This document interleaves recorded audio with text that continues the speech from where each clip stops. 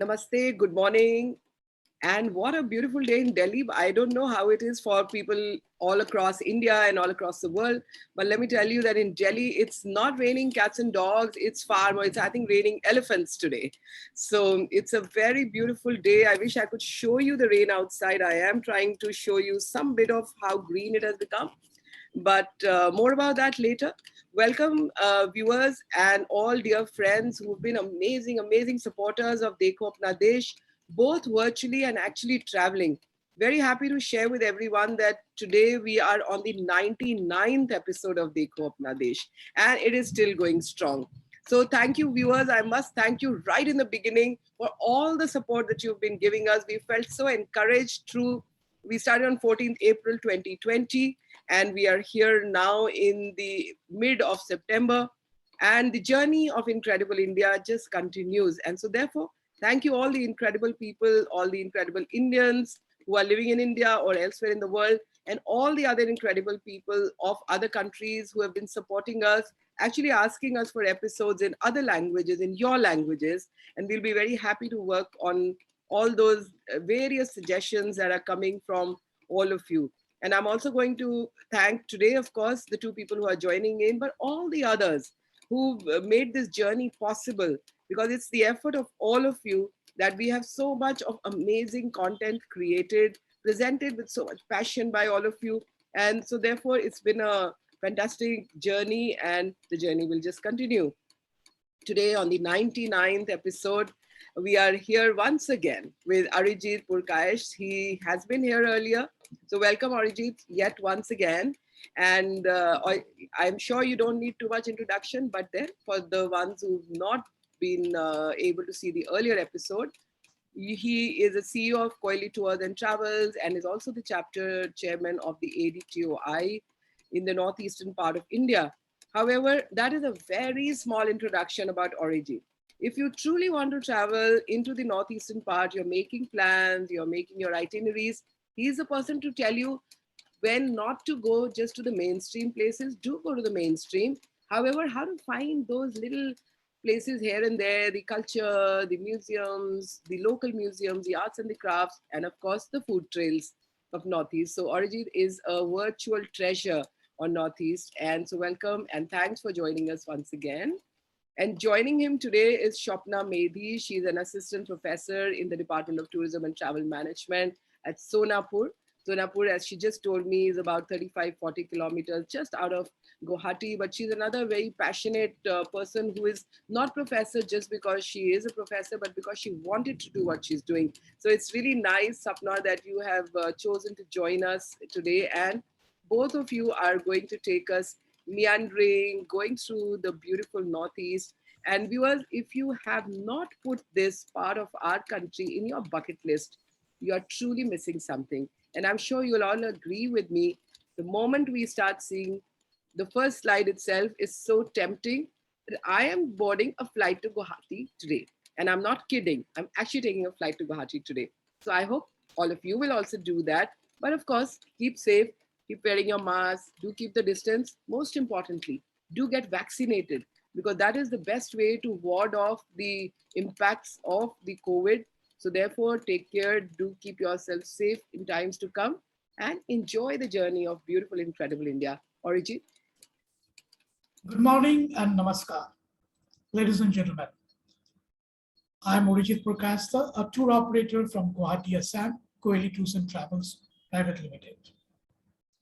Good morning and namaskar. I am Sapna Medhi, Assistant Professor, Department of Tourism and Travel Management, Bachelor of Vocation, Sonapur College, Sonapur, Assam. We would first of all like to thank Ministry of Tourism, Government of India, for giving us the opportunity for presenting in this webinar, Dekho Apna Desh. Today, we are going to present Discover Northeast, the Seven Sisters. We will be focusing on less traveled destinations along with famous destinations of the state. It's an honor to have the opportunity to address such a distinguished audience. It is indeed an honor and a privilege to be addressing such an august gathering. However, without taking up much of your time, let me take the opportunity to run you through the key points of the webinar today. This webinar will cover all 7 states of Northeast India. It will seek to focus on destinations of the states which are popular, but also those that have less tourist footfall. And it will also attempt to emphasize on the sustainability angle. Next slide, please. So this is the map of Northeast India, which is taken comprehensively as one region. As we start with the state of Assam, we have divided it into 3 major themes: textile, village, agriculture, and archaeology. Assam has a rich tradition of textile, which is being woven in every home by women. There is a certain universality in the clothes worn by women and men of the tribes and the general population in Assam that exists even today. The tribes also have headdresses, scarves, napkins, waist belts, sling of cloth to carry the babies, as we can see in the slide, and even baby wrapper. In the next slide. The most common is the loom, where the shuttle is thrown across the shed by hand. The loom is fitted to 4 posts fixed on the ground. The shedding is effected by a set of heels operated by the foot. The beating up of the weft is done by a bamboo reed to a slave. 3 varieties of silk, commonly known as Assam silk, are produced: non-mulberry, muga, and eri. Muga is a multivoltine insect. The muga cocoon has importance as the value of silk is determined by its color. I would like to introduce an interesting concept, which is that of the ahimsa silk, which is a method of non-violent silk breeding and harvesting. Wild silk moths are bred rather than the domestic variety. It allows the completion of the metamorphosis of the silkworm to its moth stage, whereas most silk harvesting requires the silkworms to be killed in their cocoon stage. No animals suffer or die for the silk to be produced, making it a favorable alternative to normal silk for those who object to harming animals. As we can see in the next slide, this is ahimsa silk. After the rich and colorful hues of Assam textile, let's walk into the villages and agriculture of Assam with Arijit sir. In Assam, villages and agriculture go almost hand in hand. A peek into the village weaves rich tapestry of diversity. These are the places that still hold on to the traditions and customs that define a culture. The greenery of the countryside is a large green fields, and together with monsoon, it becomes a feast for the eyes. The sight of vast paddy fields in the countryside Assam is alluring even today, as it was centuries ago. Most of the rituals and festivals are associated with agriculture. I would like to add that extensive researches have been conducted on the importance of rice in the Assamese culture and the tribes of Assam. As rice is the staple food of Assam, there are various lores associated with it. This is a traditional Bodo dance. The Bodo dance related with agriculture performed in village. And this is Kirby lunch. The Kirby foods which are commonly eaten at meal times are rice, green leaf vegetables, fresh fish, dry fish, and meat. And this is the tourists enjoying the experiences in a Bodo village. When you next visit Kaziranga Park, try to manage the length of your stay for a trip to the Kirby village nearby. A friendly and one of the oldest tribes of Assam, the Kirbis have been residing around the park for ages, apart from the sprawling Kirby Amlam district in the center of Assam. The villages are storehouses of a unique culture with root in animism. As we move on, we would like to highlight an interesting add-on to Assam's list of attraction, which is archaeology. archaeological sites are scattered throughout the Assam. About 40 kilometers away from Kaziranga, Deopahar or Deoparvat is situated in Numaligarh area, which ruins of ancient temple of tentatively 10 to 11th century Common Era are found. This site is known for Shiva temple. Deoparvat temple site is one place for the sculptural activities. It is important to note that the Deoparvat temple are very frequent images which are very rare in Indian arts. Female beauty is applied as auspicious religious motive as well as beautification of the temple architecture. The sculptures were able to give life into this stone sculpture. Before Sapna moves on, let me tell you that there are 350 archaeological sites in the states of Assam and approximate 500 archaeological sites, more than 500 archaeological sites in Northeast India. So after archaeology, what we have before us is a picture of the mighty river Brahmaputra. Any discussion about Assam remains incomplete without the mention of the mighty Burhalui or the Brahmaputra river. The Brahmaputra, which translates into son of Brahma, is the lifeline of Assam and is very well known.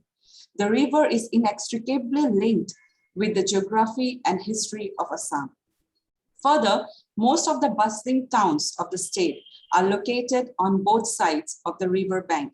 However, in spite of the presence of such a resource for tourism, much of the potential of river tourism lies untapped. Although there are 2 to 3 cruises operating on the Brahmaputra, it is still minimum compared to other well-known rivers like the Nile, the Mekong, etc. If we consider the Brahmaputra river as a destination, this is a classic example of a very popular yet least visited destination. Over to Arijit sir. Bidding adieu to Assam, we now take you to the land of the rising sun, Arunachal Pradesh. A journey into Arunachal Pradesh is an adventure itself, with winding roads, as you see in this picture, snow-clad mountains, steep gorges, waterfalls of all sizes, colorful landscapes, all views are just out of a postcard. It is home to 26 tribes and sub-tribes. That translates into a lot of traditions, customs, and unique textile.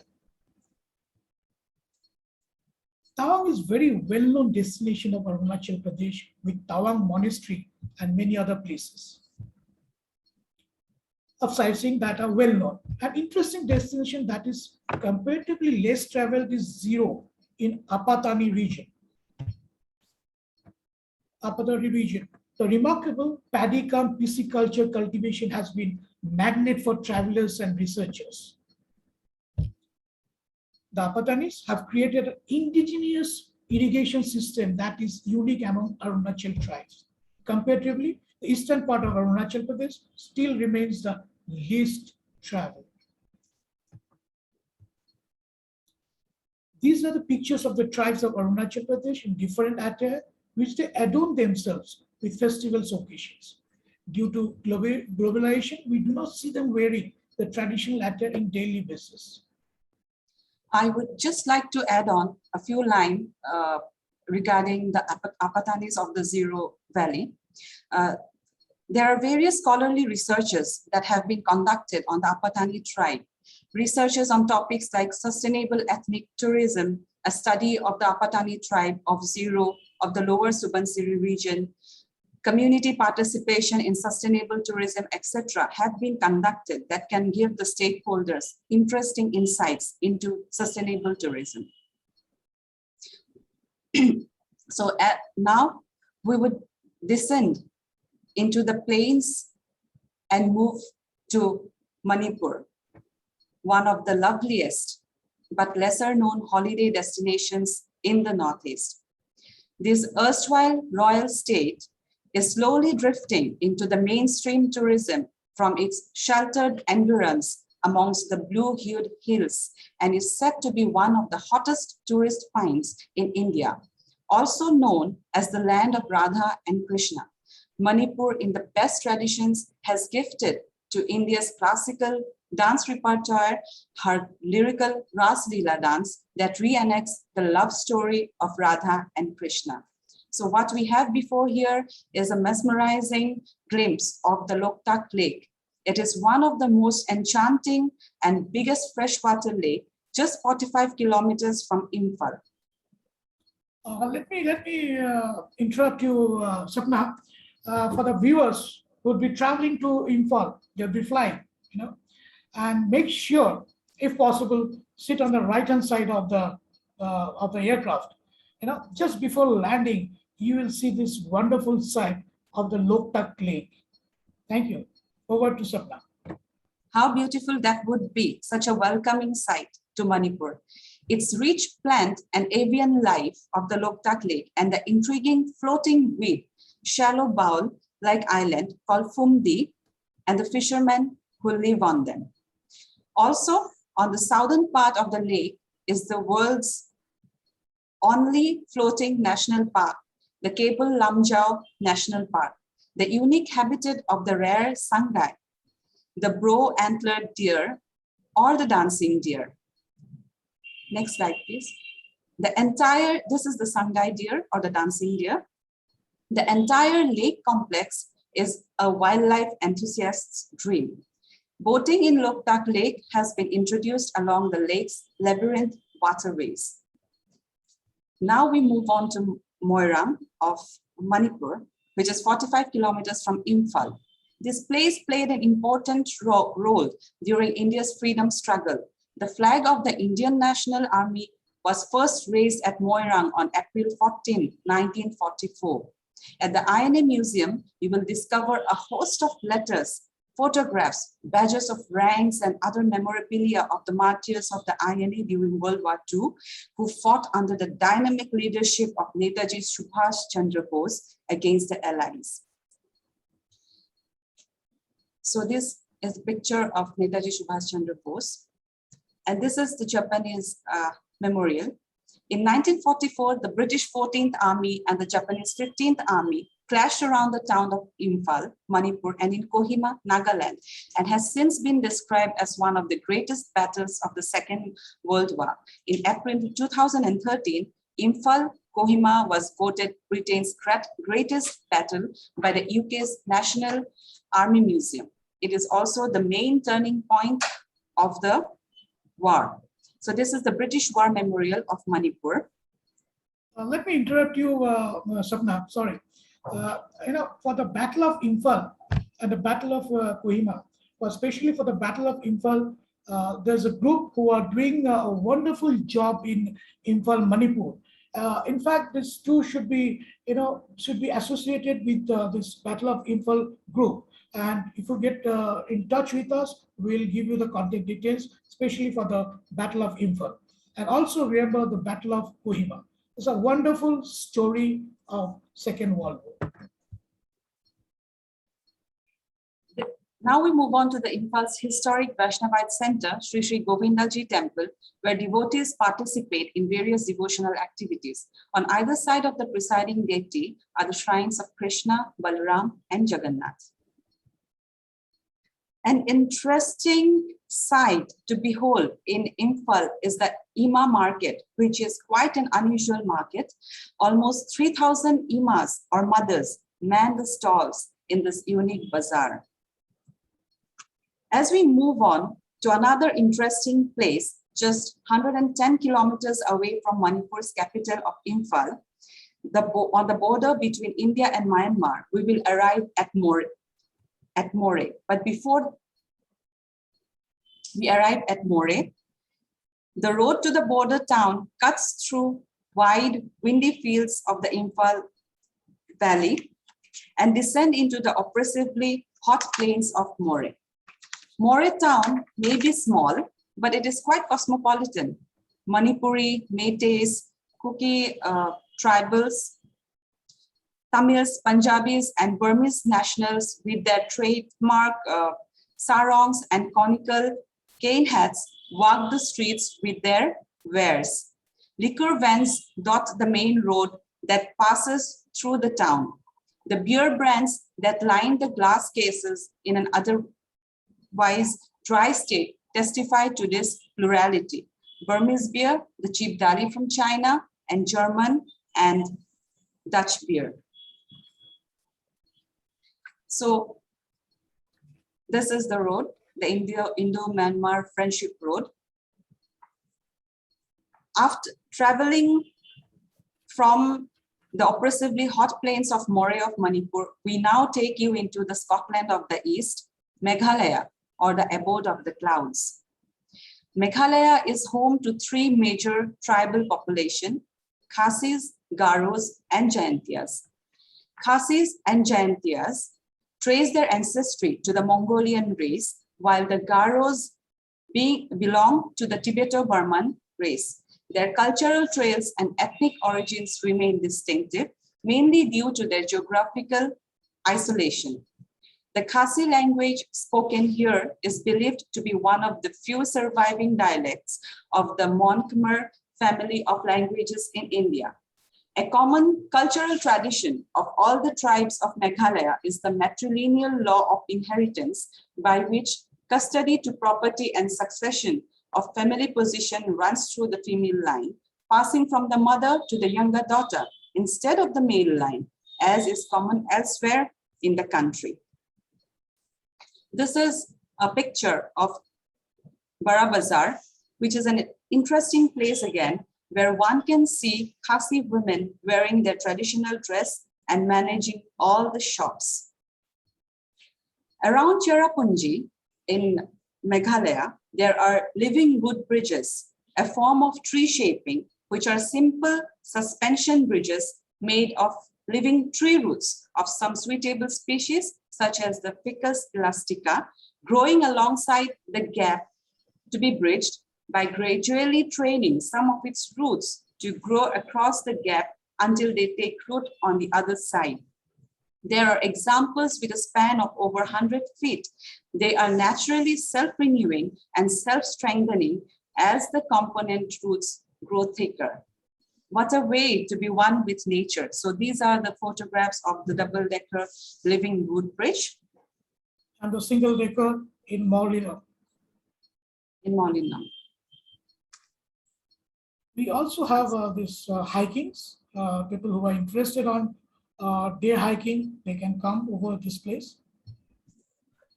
And then Shankspadang village is located in Jaintia Hill district near Dauki. The village is 90 kilometers from Shillong, and from Dauki this is around 8 kilometers. Umnat River flows through Dauki town on the Indo-Bangladesh border. The river is a natural border between Ripner of Jaintia Hills and Himakrim of Khasi Hills, Meghalaya. So Umnat River in Meghalaya is famous to be one of the cleanest rivers on earth. Water of Umnat is so clear that the riverbed can be seen even from a suspension bridge high above. In fact, I have taken this picture from that suspension bridge. Movement of fish and other aquatic species virtually gives the tourist an awesome underwater experience, even without actually going underwater. It's amazing. Now, moving to Mizoram, sociable, hospitable, and fun-loving. The Mizos are one of the finest quest singers in the Northeast. Traveling through clouds and living wood beaches, from Meghalaya, we now move into Mizoram. This is the famous bamboo dance of Mizoram, where the bamboos are handled by the men, which make a rhythmic sound, and women dancing between these bamboos.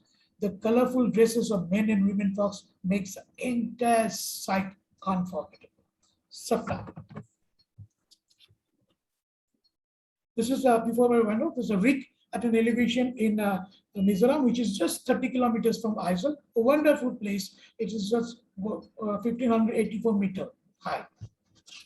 And most important is that how many of us are aware that Tropic of Cancer passes through Mizoram?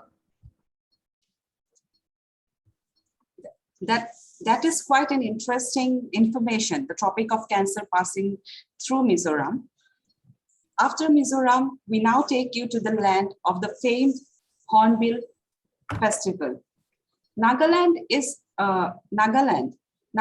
known as the land of festivals, as each tribe celebrates its own festival in their own traditional attire.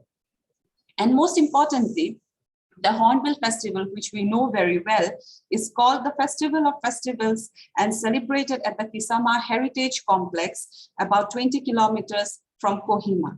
This week-long event brings forth the intriguing culture of the tribes of Nagaland that captivates the tourists and the travelers.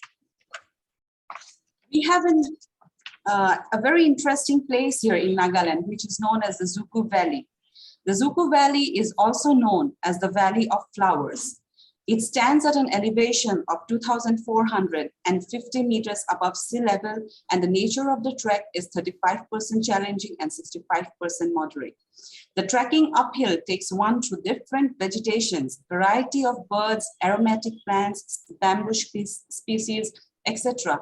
The valley is filled with flowers in the month of June, July, and August, and that's why the name Valley of Flowers. The rare pink lily is found only in this valley. Other flowers that are found are euphorbia, aconitum's, rhododendrons, etc. Finally, for visitors, Tripura, one of the relatively unknown holiday destinations of Northeast, is wonderful of surprises. Its cross-cultural ethnic diversity, its ancient temples, its vast tracts of natural beauty, a rich tradition of handicrafts are tempting enough to draw the discerning holiday makers. The handicraft of Tripura. And just about 180 kilometers from Agartala, capital of Tripura, Unakiti is deservedly reputed for its 7th to 9th century stone and rock cut images. The worship of Shiv Shakti, Shaivism, is an old tradition in Tripura. In fact, in the city itself, Ujanta Palace, built in 1900, is located in the heart of Agartala town. Its interiors are embellished with magnificent floors, delightful curved wooden ceilings, and beautifully crafted doors. Now, coming to the regarding the foods in Northeast, I'm talking about the Indian and Northeast, it's known fact that people of Northeast are mostly non-vegetarian. But vegetarian tourists need not worry to visit the Northeast now. Pure vegetarian meals are available in many places since they prefer not only by Indian tourists but also by foreign tourists. In fact, when you are going to Cherrapunji, you will find a pure vegetarian restaurant called Orange Roots, a similar kind. In fact, I've been told by my Naga friend Kevi that in Kohima you get Jain food in one of the restaurants. So this is amazing because slowly coming up in the northeastern region. Now, regarding the formalities to visit Arunachal Pradesh and other places, foreign tourists can now visit Arunachal Pradesh in a group of 2 or more persons, as against the earlier requirement of 4 or more persons. The stay permit for foreign visitors has also been extended to 30 days from the earlier permit of 10 days. Permit fees is $30 per person. This is only the permit fees. The other fees, the transportation, accommodation will be added on. There are no restrictions for foreigners other than from Pakistan, China, and Afghanistan to visit Nagaland, Manipur, and Mizoram. Restrictions are withdrawn from these 3 states with effect from January 2011, and it has been, every 2 years there's been relaxations. It continues. But for Indian nationals, ILP inner line permits are required to visit Arunachal Pradesh, Manipur, Mizoram, and Nagaland.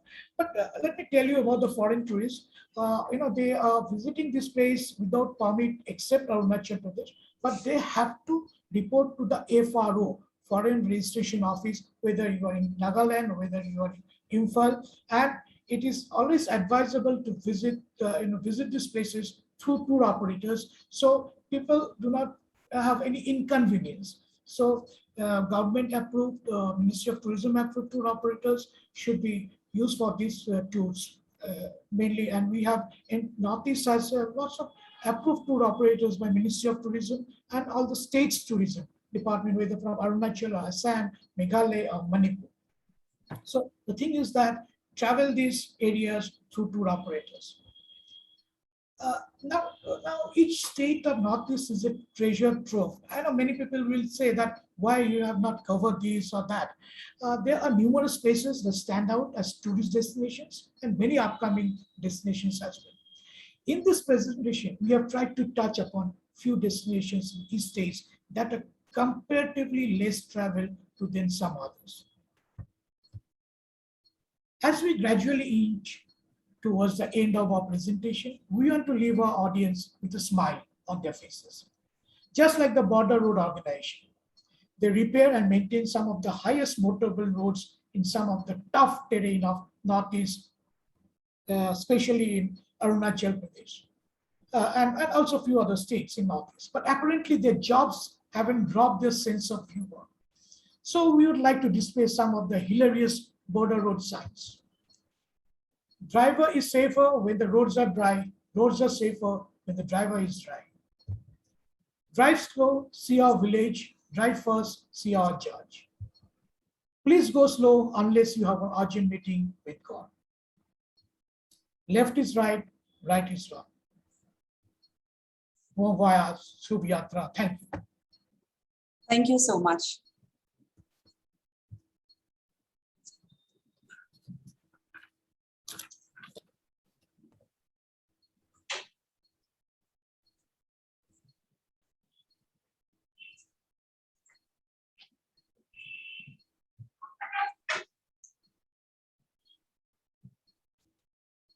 Any questions we can take over? Over to Rupinder ma'am.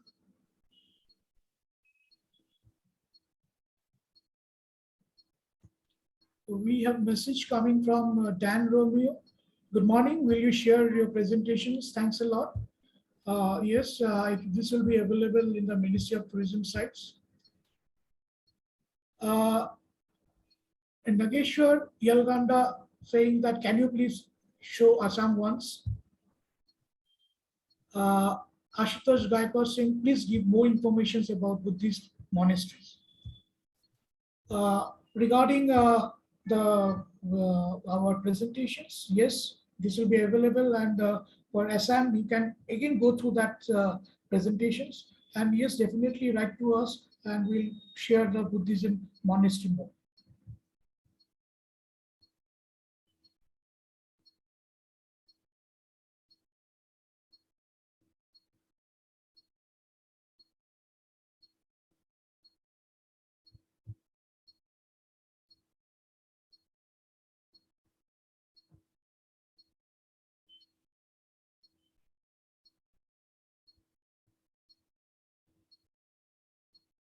Mr. Firoji, can you hear to us? Yes, yes, sir. So we are done with this. Any questions?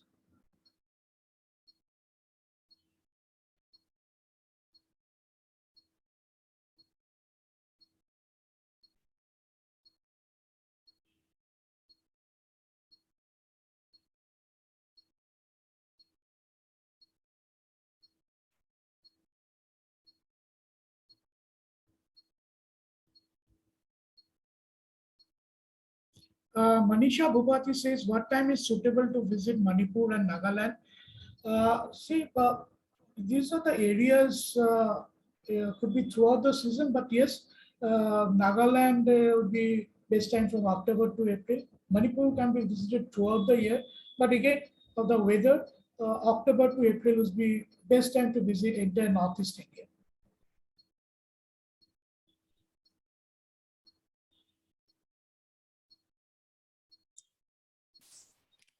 So, bon voyage. All right. So I think we are getting some questions. So should we try and take those? Yeah, I've already taken some of the questions. Then Manisha Bhupati says, where can I read more about Khasi tribe? Khasi tribe, yes. Tribes of Nagaland, any book or documentary? Yeah, there are lots of books and documentary, but you can write to write to us or any approved tour operator of Northeast India, and we'll be very happy to share those informations. Right.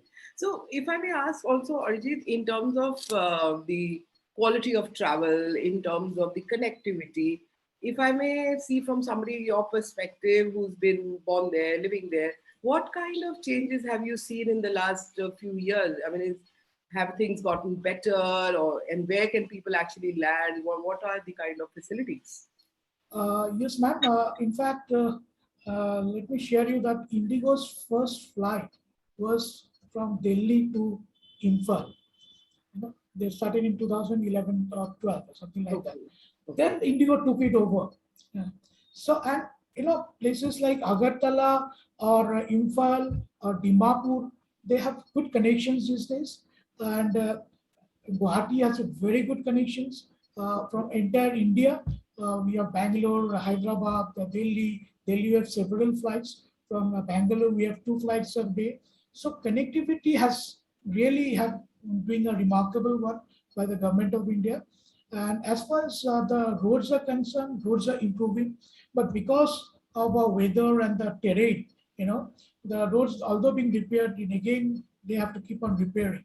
But the transports, most of the transports for the FITs, for the people, 3 or 4 people, 5 people traveling, we use normally Innovas. Swift Desire and other vehicles are good and comfortable for Meghalaya and other places, plains of Northeast. But in the hills, it is advisable to take the Innova vehicles. In Manipur, you get Boleros. So in Nagaland, you got Boleros over there. Things are improving, and as far as the transportation and accommodation are doing a remarkable job. I'm talking about before the COVID, and there are so many homestays, lovely homestays has come up in Arunachal and Meghalaya, and even places like Kaziranga where you have a big resort, but even homestays has come up, because the state government they have encouraged for these homestays. Right. In fact, I think homestays is something to take forward in the times to come. And I'm in fact going to ask Shapna also on that. That Shapna, in the institution that you are an assistant professor at, are you guys having any courses on entrepreneurial work that young people can take up? Because I think that's where a lot of future in tourism lies. Yes, ma'am. Let me just tell you that actually, like I said, I teach the tourism and travel management students, and ours is a Bachelor of Vocation course. So it is mainly practical oriented course where we give more importance to the practical side of the trade, and the theory and the practical things go hand in hand. And they have internships, and we also focus on the entrepreneurial opportunities that are tremendous in this industry actually, where with the skill that they gain or with the passion that they have, or if they have the love for their own region and for their own state, they can use that to leverage their area, and then they can indulge into entrepreneurial activities and the various scopes that the Assam government have also been giving, like the Amar Alohi homestay scheme, which have been helping people, youth from the rural background come up as beneficiaries of the tourism department, where they can set up homestays, and they have been given trainings. And even we try to motivate our students more into taking up entrepreneurial activities like guiding and homestays and other such activities which need less capital. And because this industry has a tremendous scope, if one has the creativity and the enthusiasm, then definitely they can come up with new ideas, and with very less investment in certain cases, they can also, be the representatives of their own state, of their tradition, and of their customs. Yes, we do focus on the entrepreneurial part more. Thank you, ma'am. In fact, that's a very important message coming from the professor herself, because not only is it about employment, but it's about a very value creation employment, if I may say, because you are not just finding employment for yourself when you enter the industry as a provider of any of the supply chain products, but actually you are taking forward a whole people's lives, their culture and their traditions, folklore, there are storytelling, there's so much that actually comes through tourism.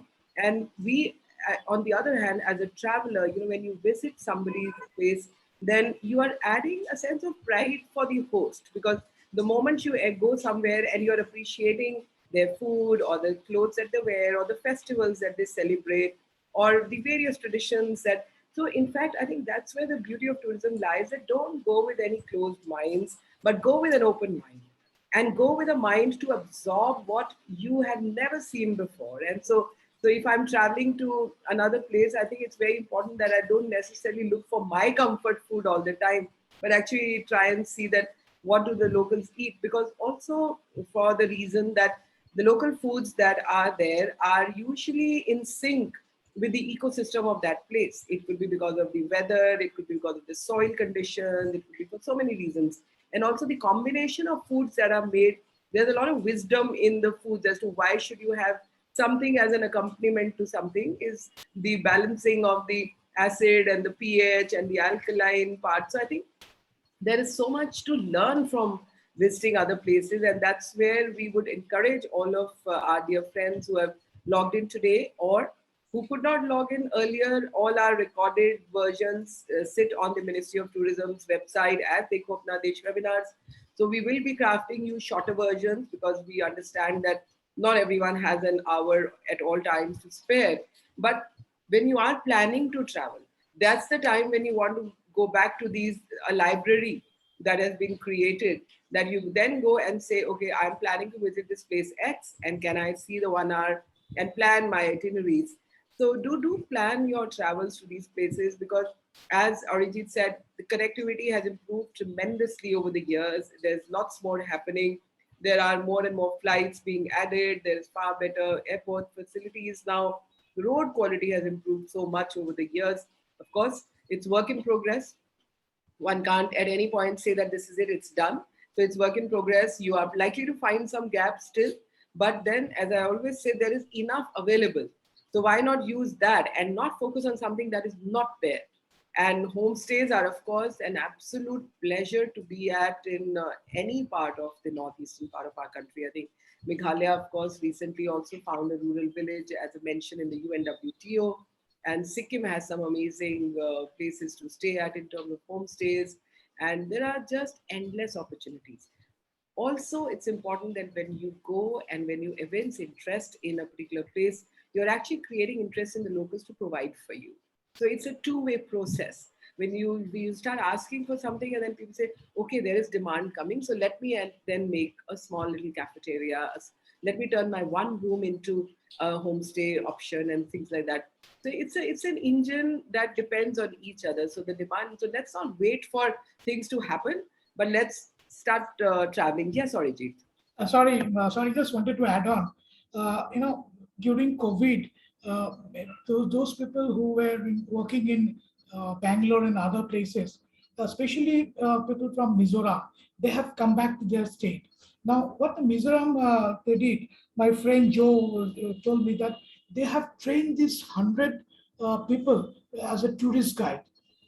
So that was an opportunity for them, and now we need the tourists to come to Mizoram, we come to the other places, so that the sustainability remains over there. And I think it is our responsibility as a tour operator and the citizen of India to come to this part and give us this opportunity, because you'll find that the services are excellent. And in the new airport has come up after 37 years. That airport in West Assam, which was closed for 37 years. And earlier in 1943, this particular airport was used by the Allied forces. It's a almost 2-kilometer runway. So now things are improving. Now ARUNACHAL flight have started to Teju. So connectivity is really improving, and thanks to our government, Ministry of Tourism and Government of India. Thank you, ma'am. No, Ma'am? Yes, Shapna. With your permission, I would just like to add a few lines to what I said earlier. I would like to inform everyone at this August gathering that we being an institution, it is not only a theory that, like I said, it's theory that we are trying to impart to our students. We are also more responsible for the society than that. So being from the tourism background, we have started a humble effort to bring in a village nearby, which is located nearby to our college, Sonapur College. It is an adopted village of the college, where the college has been doing many important developmental works. So we thought, why not try something from the tourism point of view? So we have initiated a community-based tourism project from our college and from our department there, where we have tried to bring in the people into the fold of tourism, try to make them understand how it can be a generation of employment as well as an income opportunity. And that village is named Dikchak. It is actually a Karbi-dominated village, and with this we plan to bring up more lesser-known destinations which are just on the outskirts of a bustling city like Guwahati, around 35 to 40 kilometers, so that we have a melange of things to offer to the guests who are tired of the cities and who want to move away from the cities for a day. And then, even the communities and the students, so that they understand the importance of the area that they are staying in, and how the nature, their culture and their tradition can be a value addition to them, and how they need to conserve them. And I think tourism is a very important vehicle in making people understand that. Absolutely. And in fact, the next episode, viewers, and the 100th episode of Dekho Apna Desh is going to be on a very interesting theme. And you would sometimes wonder that tourism is, okay, it's about going to a place, right? No, it's not. It's not just that. There is so much that happens when you are thinking even about going to a place. And when you actually go to a place, there's so much more happening. So the next episode is going to be dedicated on the carbon neutrality and the role of carbon neutrality in taking tourism forward. Because I'm sure you'll all agree that it is in man's nature to travel. And it's not just today, when there were no cars, where there were no planes, there were no trains. Mankind was traveling on foot and traveling miles and miles. And we have tales coming in from our own subcontinent of people traveling to different lands. People from China came to India in times when there was not even horses in this part of the world. And they would do all kinds of things. So the curiosity to travel and the curiosity to go and see other cultures has been part of mankind's life from the times that when it was not even documented. And you can actually find it through cave painting sometimes, and through all kinds of means you find out that yes, there was a amalgamation of cultures happening, people were traveling. Now, but what does happen when suddenly a place becomes more popular, more people start visiting, that there is a carbon footprint that we all leave over there. And also for the locals to actually create facilities for you, they have to alter a lot of their local things to make it comfortable enough for a visitor into their part of the country. Now, all that has to be done in a very responsible manner, because when we become extremely involved only in the business part of the travel, we can overlook the more essential elements. And that's why earth is today facing the crisis of climate change, because while moving and traveling is not only required, but it is there, and it should be there. We love to showcase ourselves, we love to showcase our country, we all travel to other places. But then at the same time, how to create the right balance between the elements is extremely important. And in the process, mankind is not supposed to lose the I should say the responsibility that we all have towards Mother Earth. Because if Mother Earth itself will lose the balance of the elements, then it'll be a difficult world to live in. And we already know that this time Europe has experienced so much heat, there is so much alteration happening in local temperatures. And a lot of it has to do with somewhere not a very organized thought on how much of construction to do, what kind of materials to use, what kind of carrying capacity a place has. And therefore, the role that people like Arijit are playing is so important, where they are opening up many lesser known places to use. So don't just crowd. Yes, Kaziranga is lovely, it's beautiful, the rhino has to be met over there. However, there are many other places in that part of our world where you can actually travel to and not just concentrate on one or two or three known areas. So that's where we are going to take you, in fact, next week on the episode that is rolling out. And therefore, Shapna, thanks for bringing that issue up. That tourism essential has always been there, so beautiful, exposes ourselves to different cultures, but we need to do it responsibly. I think that's an important part of the whole message. And so we're going to come to an end of today's episode. It's raining, as I said, elephants over here still. And I'm going to take my flight to Guwahati in the afternoon and actually go and see the beautiful part of our country. And so look forward to seeing my friends in the eastern part of the world today in the evening. And for now, thank you so much for a lovely episode. And viewers, thank you for this amazing journey. And we look forward to connecting with you once again next week at 11 a.m. But before we go, one last sentence from Arijit, how he would like to welcome people to his part of the world, and one sentence from you, Shapna. Arijit, you first. First of all, there's a question regarding the accommodation part, which somebody wrote. And yes, first of all, let us first tell that we do not have 5 stars except in Guwahati till date. But accommodations, we have very good accommodations. The people are very welcoming, and this is the smile in the face. This is what Northeast is all about, and it's a peaceful place. It is one of the most interesting place, and this is we ought to also would like to say that you try the local food. Whether you're a vegetarian, you will have vegetarian food or non-vegetarian, but enjoy the food. And once again, I would tell you that come through registered tour operator with the state government registered or Ministry of Tourism tour operators, because this is where we will be very organized manner. We do not want any negative publicity. So it happened once or twice. So we are a little careful, especially after post-COVID. Yeah, ma'am. I would just like to add on to what Arijit sir has already said. We welcome guests with open arms, and people here are they're simple, they are very hospitable no matter which state you are visiting, and the smile on their faces, like Arijit sir said, it is genuine.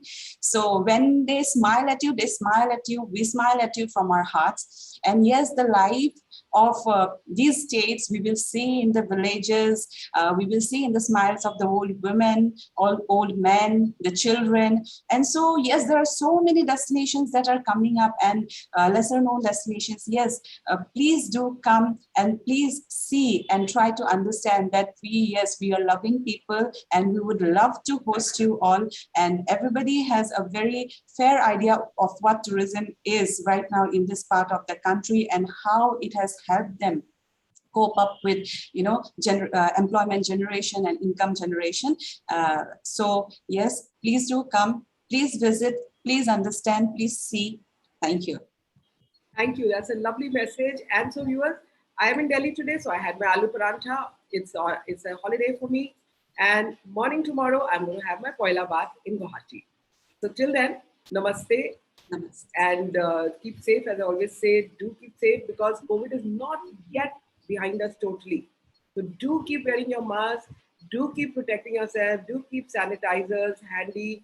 And do not make places very crowded. So when you travel also, do try and respect the protocols around COVID, so that the world is going to be once again a safe place. And definitely don't forget to get yourself vaccinated. It doesn't even take 10 seconds to get the jab.